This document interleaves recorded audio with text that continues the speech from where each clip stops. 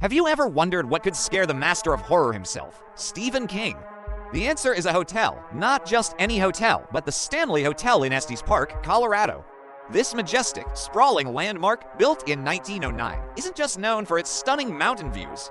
It's the real-life inspiration for the Overlook Hotel in The Shining Asterisk. It all started back in 1974. Stephen King and his wife were the only guests staying at the Stanley just before it closed for the winter.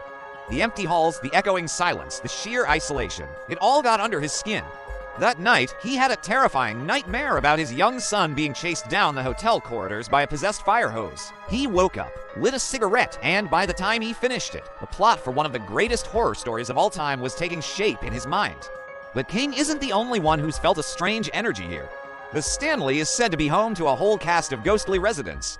Let's start with room 217, the very room King stayed in. Long ago, a housekeeper named Elizabeth Wilson was injured in an explosion in that room. She survived, but it seems she never truly left. Guests have reported their suitcases being mysteriously unpacked, lights turning on and off by themselves, and some even feel a cold presence tucking them into bed at night, as if a spectral maid is still on duty. Then there's room 401, where the spirit of Lord Dunraven, an early landowner, is said to linger. Male guests have reported a heavy pressure on their chests as they sleep, while women often feel an unseen presence watching them from the corner of the room. A little further down the hall, in room 428, people have been startled by the apparition of a cowboy standing at the foot of the bed. They say he politely tips his hat before vanishing into thin air. The paranormal activity isn't confined to the guest rooms. In the concert hall, the faint, beautiful sound of a piano can sometimes be heard late at night. Many believe it's Flora Stanley, the wife of the original owner, F.O. Stanley, still enjoying her beloved instrument. And don't forget the grand staircase. It's a hot spot for paranormal photographers who often capture strange orbs and shadowy figures in their pictures, especially near the imposing portrait of Mr. Stanley himself. Thanks to The Shining Asterisk, the Stanley Hotel's fame skyrocketed.